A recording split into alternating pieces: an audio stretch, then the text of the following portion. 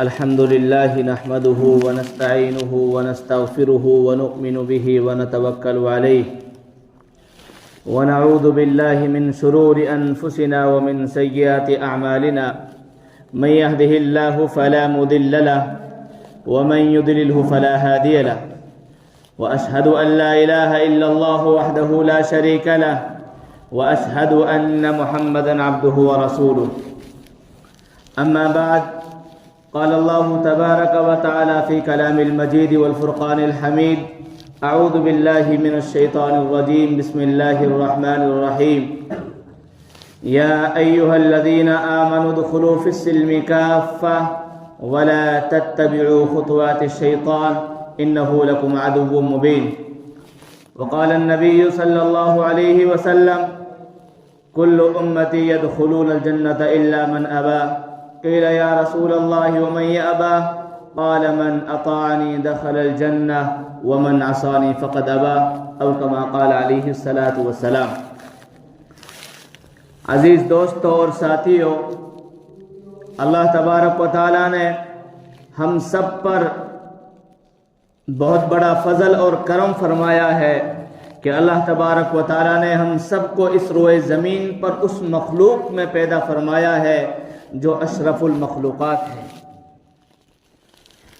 اللہ تعالیٰ کی انگنت مخلوقات ہیں، ہم شمار نہیں کر سکتے ہیں، لیکن اللہ کا شکر ہے کہ اللہ نے ہم سب کو انسان بنایا ہے جو تمام مخلوق کی سردار ہے، اور اس میں سے بھی اللہ نے فضل فرمایا کہ اللہ تبارک و تعالیٰ نے انسان میں سے بھی ہمیں چن چن کر مسلمان بنایا ہے۔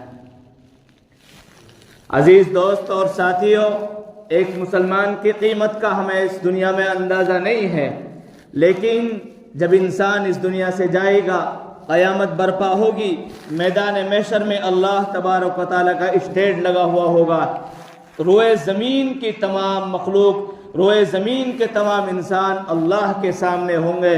اس وقت ہمیں احساس ہوگا کہ کلمہ پڑھنے والا لا الہ الا اللہ محمد الرسول اللہ کا کیا مقام ہے۔ عزیز دوستوں اور ساتھیوں، ہمیں چاہیے کہ ہم اپنے مقام کو پہچانیں۔ اللہ نے ہمیں مسلمان بنایا ہے، اسلام کی دولت سے ہمیں نوازا ہے، لیکن ہم کامیابی کے راستے کو اسی طرح نہیں چل جائیں گے، بلکہ ہمیں اپنے آپ کو اسلام اور ایمان کے مطابق، قرآن و حدیث کے مطابق، حضرت محمد صلی اللہ علیہ وسلم کے طریقے کے مطابق زندگی گزارنی پڑے گی۔ عزیز دوستوں اور ساتھیوں، آج کے حالات میں مسلمان چاروں طرف سے پریشان حال ہیں۔ جدھر نظر دوڑاتے ہیں، جدھر دیکھتے ہیں کہ مسلمانوں کے اندر پریشانیاں ہی پریشانیاں ہیں، ادھر بھی مسلمان پریشان ہیں، ادھر بھی مسلمان پریشان ہیں، چاروں طرف سے مسلمانوں پر ظلم و ستم کے پہاڑ توڑے جا رہے ہیں۔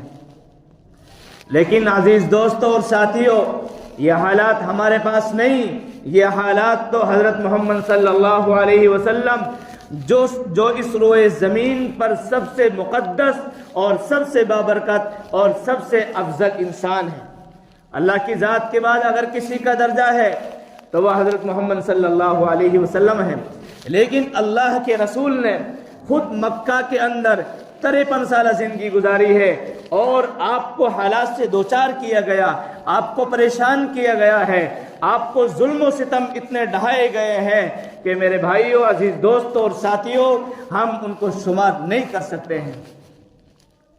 لیکن ایک وقت وہ آیا، حالات آئے، یہ حالات آئے ہیں کہ یہ امت آگے تک چلنے والی امت ہے، تاکہ امت پر حالات آئیں، وہ سبق لینے والے حضرت محمد صلی اللہ علیہ وسلم اور آپ کے ساتھیوں سے۔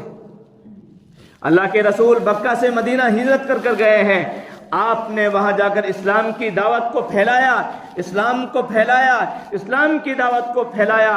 اللہ تبارک و تعالیٰ نے اس دعوت کے ذریعے سے اور اس محنت کے ذریعے سے وہ رنگ دکھائی، اور صحابہ کی وہ جماعت بن گئی کہ پوری دنیا کے اندر ایمان کا اور لا الہ الا اللہ محمد الرسول اللہ کا ڈنکا ساری دنیا کے اندر پھیل گیا۔ عزیز دوستوں اور ساتھیوں، حالات آتے ہیں درجات کو بلند کرنے کے لیے، मुसीबत आती है, परेशानी आती है दर्जात को बुलंद करने के लिए और इंसान को सुधारने के लिए। मौत किसी के पास आती है तो वो ये नहीं कहती है कि मैं तेरे पास आने वाली हूँ, या अल्लाह उसके पास ये पैगाम नहीं भेजते हैं कि तेरे पास मौत आने वाली है, नहीं, बल्कि उसके पास आने वाली मौत के जो रास्ते होते हैं और जो उसके असबाब होते हैं वो नजर आ जाते हैं। कभी इंसान बीमारी का शिकार हो जाता है, कभी इंसान किसी और हालात का शिकार हो जाता है, कभी बुखार का शिकार है, कभी और चीज का शिकार है, तो ये इस चीज के लिए है कि तेरा वक्त जाने का करीब आ चुका है। तू अपने रब से अपना ताल्लुक जोड़ ले, अपने रब को मना ले, अपनी आखिरत को बना ले, अपने अल्लाह से मोहब्बत और पैदा कर ले कि तेरा दुनिया से जाने का वक्त करीब आने वाला है। अजीज दोस्तों और साथियों, अल्लाह तबारक व तआला ने कुरान करीम में एक आयत में इरशाद फरमाया, वमा असाबकुम मिन मुसीबतिन फबिमा कसबत अयदीकुम व याफू अन कसीर। अल्लाह तबारक व तआला कुरान करीम की इस आयत के अंदर हमारे लिए बता रहे हैं कि इस दुनिया में मुसलमानों पर खास तौर से हालात क्यों आते हैं। अल्लाह ने फरमाया वमा असाबकुम मिन मुसीबतिन, कि जब भी तुम्हारे पास कोई हालात आते हैं, कोई परेशानी, कोई मुसीबत आती है, तो वो तुम्हारे करतूत की वजह से है, वो तुम्हारे अमाल की वजह से है। अल्लाह ने कुरान में आगे फरमाया वयाफू अन कसीर, बहुत सारी गलतियों को, बहुत सारी बुराइयों को अल्लाह तबारक व तआला तुमसे माफ फरमा देते हैं। अजीज दोस्तों और साथियों, हमें अपने आप को बदलना पड़ेगा, हमें अपने आप को मसाजिद से जोड़ना पड़ेगा, अपने एक अल्लाह से जोड़ना पड़ेगा, हजरत मोहम्मद सल्लल्लाहु अलैहि वसल्लम के तरीके के मुताबिक अपने आप को लाना पड़ेगा। आज हमारी मस्जिद आलीशान बनी हुई है, हमारी मस्जिदें बुलंद हैं, पूरी बड़ी बड़ी मस्जिदें बनी हुई हैं, लेकिन अजीज दोस्तों साथियों, आज हमारी मसाजिद को हमसे छीना जा रहा है, हमारी मसाजिद को तोड़ा जा रहा है और हमारी मसाजिद के जगह मंदिर बनाए जा रहे हैं। ये किस वजह से? ये हमारी वजह से, हमारी कमी है। हमने अपनी मस्जिदों की हिफाजत नहीं की, अपनी मस्जिदों को आबाद नहीं किया है। जुमे के अंदर तो कुछ लोग दीख भी जाते हैं कि बस्ती में कुछ आबादी है, लेकिन 5 वक्त की नमाज जो रोजाना की नमाज है उसके अंदर लोग मसाजिद में दिखते ही नहीं है। अजीज दोस्तों साथियों, अपने आप के अपने अंदर सुधार पैदा करो, अपनी मस्जिदों को आबाद करो, अपनी मस्जिदों को आबाद करो जिक्र से, कुरान से और नमाज के जरिए से। ये मसाजिद इसलिए बनाई गए हैं ताकि इनके अंदर आकर अल्लाह से मांगा जाए, अल्लाह का जिक्र किया जाए, नमाज पढ़ी जाए। मेरे भाइयों, अजीज दोस्तों, जिस वक्त नमाज नाजिल हुई थी उस वक्त तो सहाबा ने झूम कर यह कहा था कि अब तो हमारे लिए अल्लाह से बात करने का रास्ता मिल चुका है, अल्लाह से कलाम करने का रास्ता मिल चुका है। इसलिए कि बंदा जब नमाज में होता है तो वो अल्लाह से बात करता है, सजदा में जाता है तो वो अल्लाह के बिल्कुल करीब हो जाता है। मेरे भाइयों, अजीज दोस्तों और साथियों, हमें अपने आप को बदलना पड़ेगा, अल्लाह हालात को बदल देंगे। लेकिन अगर हम इसी तरह चलते रहे तो हालात आज कुछ नहीं देखे हैं, इनसे भी बदतर हालात आने वाले हैं और आएंगे अगर हमने अपने आप को नहीं बदला है। अल्लाह ताला कुरान में फरमाते हैं इन्नल्लाह ला युगय्यिरु मा बिकौमिन हत्ता युगय्यिरु मा बिअनफुसिहिम।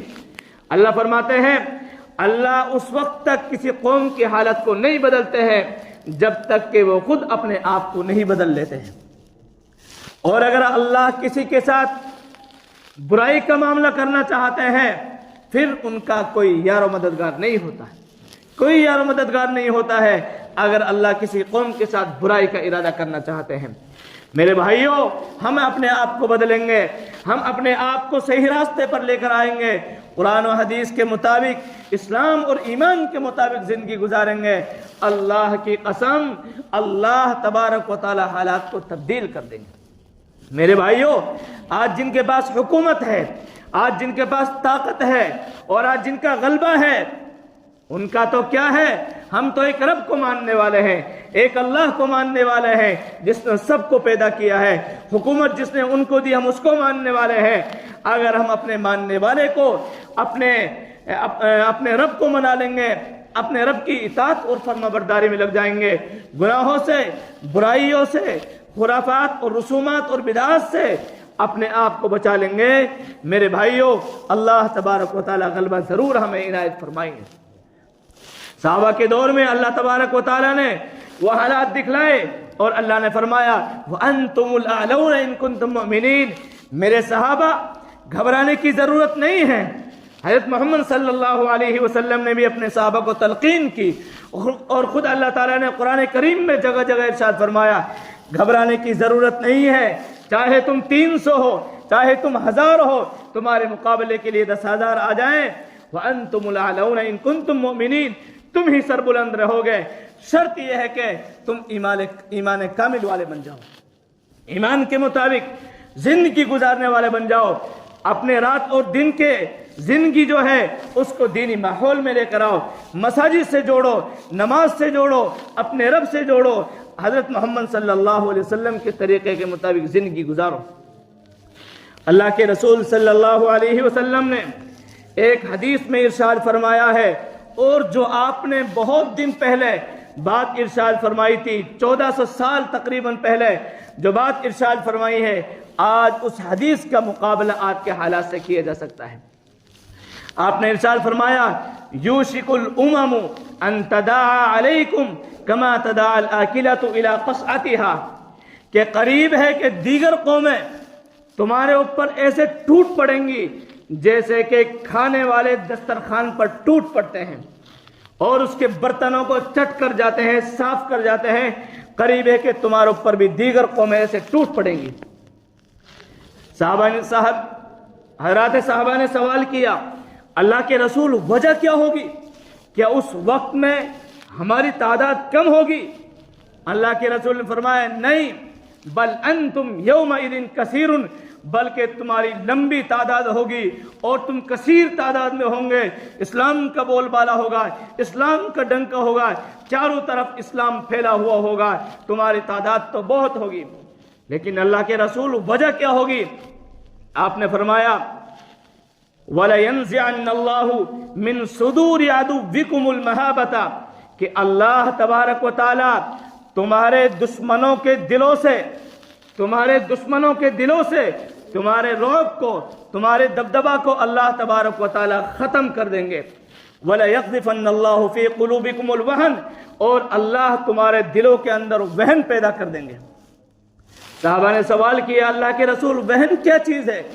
آپ نے فرمایا حب الدنیا وکراہیت الموت، جب تمہارے اندر، تمہارے دلوں کے اندر دنیا کی محبت اور موت کی کراہیت پیدا ہو جائے گی تو سمجھ لینا تم حالات کے شکار ہو جاؤ گے، دیگر قومیں تمہارے اوپر ٹوٹ پڑیں گی، جیسا کہ آج ظالم حکومتیں، ظالم دشمنیں اور ظالم قومیں ہمارے مسلمانوں کے اوپر چاروں طرف سے ظلم و ستم کے پہاڑ توڑ رہے ہیں۔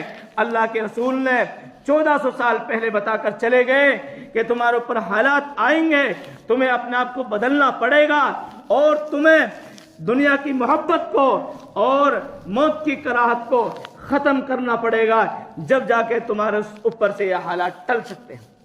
لیکن آج یہی معاملہ ہے، دنیا کی محبت ہمارے دلوں کے اندر رچی پڑی ہے، بسی پڑی ہے۔ اپنی اولاد کو مال کمانے کی دعوت تو ہم دیتے ہیں، اپنی اولاد کو مال کی طرف تو ہم کھینچتے ہیں، مال کی محبت تو ہم پیدا کرتے ہیں، لیکن نماز کی محبت، قرآن کی محبت، حدیث کی محبت، دین اور اسلام کی محبت اپنی اولاد کے اندر ہم پیدا نہیں کرتے ہیں۔ اللہ کی قسم، اگر ہم نے اپنی اولاد کو دین سے نہیں جوڑا، مدارس اور مکاتب سے نہیں جوڑا ہے، قرآن و حدیث سے نہیں جوڑا ہے، اسلام سے نہیں جوڑا ہے، خدا کی قسم یہی اولاد کل قیامت کے دن میدان محشر میں اللہ تبارک و تعالیٰ کے سامنے ہم اپنے ماں باپ کی گریبان پکڑ کر کہے گی یا اللہ یہ ہمارے بڑے ہیں، یہ ہمارے باپ دادا ہیں، انہوں نے ہم کو دین نہیں سکھایا ہے، انہوں نے ہمیں نماز کے لیے نہیں بھیجا تھا، انہوں نے نماز کی پابندی نہیں کروائی تھی، مساجد اور مدارس سے نہیں جوڑا تھا۔ اللہ تبارک و تعالیٰ سے وہ فرمائیں گے اللہ ان کو دگنا عذاب دے۔ میرے بھائیوں، عزیز دوستوں اور ساتھیوں، ہمیں چاہیے کہ ہم اپنے آپ کو بھی دین سے جوڑیں، اپنی اولاد کو بھی دین سے جوڑیں۔ جب بڑے دین سے جڑیں گے اور تو چھوٹے بھی خود بخود دین کی طرف چلنے والے بن جائیں گے۔ اپنے آپ کو مکمل نمازی بناؤ۔ عزیز دوست اور ساتھیوں، وقت کا کچھ نہیں پتا کب موت آ جائے۔ کل نفس ذائقۃ الموت، کچھ نہیں پتا ہے کہ کب یہ موت کا جھٹکا آ جائے اور کب آنکھ میچے اور دوبارہ آنکھ کھلنے کا نام نہ لے۔ تو عزیز دوستوں اور ساتھیوں، ہمیں اپنے آپ کو اللہ سے جوڑنا پڑے گا۔ اللہ سے محبت پیدا کرو، اللہ سے دوستی پیدا کرو۔ اللہ کی قسم، اللہ تبارک و تعالی حکومت کو ہمارے ہاتھ کے اندر دے دے گا۔ اللہ ہمیں دنیا کا بادشاہ بنائے گا۔ اللہ تبارک و تعالی ظالم حکومت کو نیست و نابود کر کر، میرے بھائیوں اور دوستوں، بالکل توڑ کر ہمیں اس دنیا پر حکومت اور بادشاہت عنایت کرے گا۔ لیکن شرط یہ ہے کہ ہمیں اپنے آپ کو پکا اور سچا مسلمان بنانا پڑے گا۔ اللہ تعالیٰ نے قرآن کریم میں ارشاد فرمایا ہے، یا ایھا الذین آمنوا ادخلوا فی السلم کافہ، اے مسلمانوں، اے ایمان والو، مکمل طور پر اسلام کے اندر، ایمان کے اندر داخل ہو جاؤ۔ اگر تمہیں کامیابی چاہیے، شیطان کے نقش قدم سے اپنے آپ کو بچانا پڑے گا۔ کیوں؟ انہ لکم عدو مبین، شیطان تمہارا کھلا ہوا دشمن ہے۔ انہ یأمرکم بالسوء والفحشاء وان تقولوا علی اللہ ما لا تعلمون، شیطان تو یہ کہتا ہے چل برائی کی طرف، چل گناہ کی طرف، چل زنا کی طرف، چل حرام کمائی کی طرف، نماز کل پڑھیں گے، پرسوں پڑھیں گے، نیند آ رہی ہے سوتا رہے، کمائی آ رہی ہے، چاہے حرام ہو چاہے حلال ہو، شیطان کوئی پرواہ نہیں کراتا ہے۔ جو انسان شیطان کا دوست بن جاتا ہے، میرے بھائیو عزیز دوستو، شیطان اس کا بیڑا غرق کر دیتا ہے۔ اس لیے ان الدین عند اللہ الاسلام، مذاہب، دین تو صرف ایک ہی ہے اور وہ دین اسلام ہے۔ کامیاب بھی وہی ہے جو دین اسلام کے مطابق زندگی گزارے گا۔ آخر میں ایک حدیث سناتا ہوں اللہ کے رسول صلی اللہ علیہ وسلم کی، جس میں اللہ کے رسول نے یہ بتایا ہے کہ اگر تمہیں حالات سے نکلنا ہے، پریشانی اور مصیبت سے اپنے آپ کو بچانا ہے، اور تمہیں ایسا رزق چاہیے جو رزق تمہیں گمان بھی نہ ہو، ایسی جگہ سے مل جائے، اللہ کے رسول نے ایک حدیث میں ارشاد فرمایا، من لزم الاستغفار جعل اللہ له من كل ضيق مخرجا ومن كل هم فرجا ورزقه من حيث لا يحتسب۔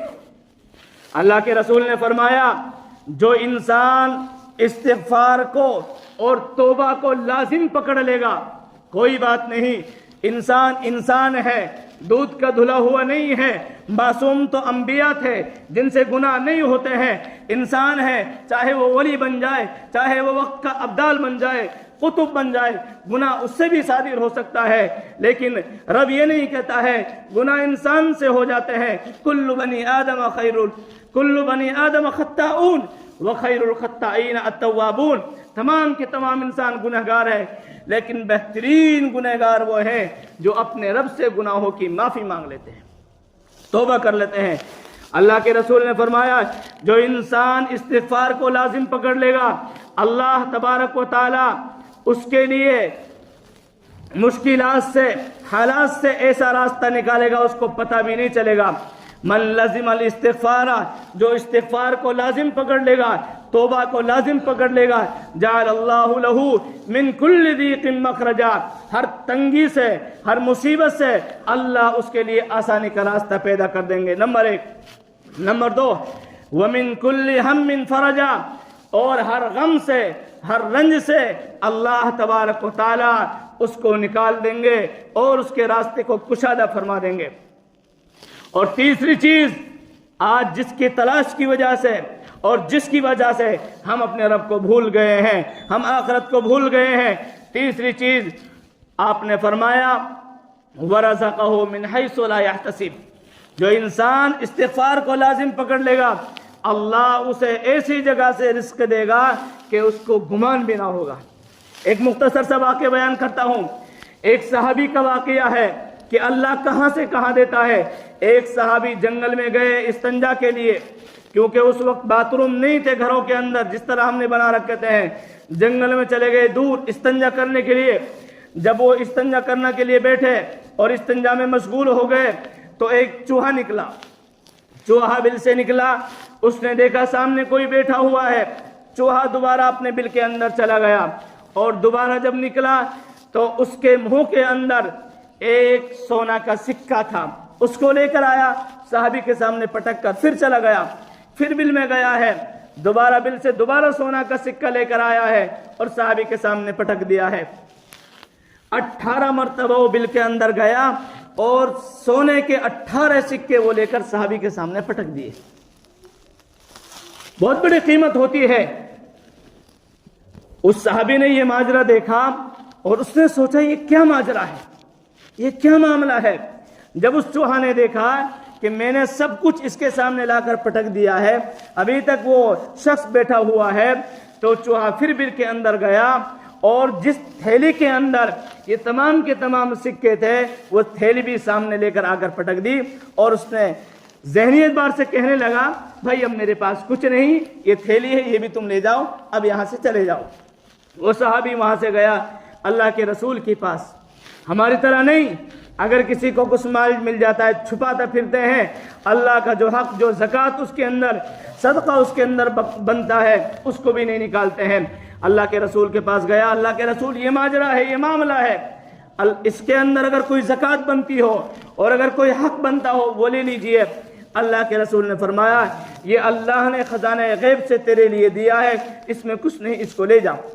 میرے بھائیوں، اگر ہماری نیت صاف رہے گی اور اگر ہم اللہ کو ماننے والے بن جائیں گے، توبہ اور استغفار کر لیں گے، گناہوں سے اپنے آپ کو بچائیں گے، نمازوں کی پابندی کریں گے، اللہ تبارک و تعالیٰ ایسا راستہ ہمارے لیے عنایت فرمائیں گے۔ اللہ مجھے بھی اور آپ سب کو عمل کی توفیق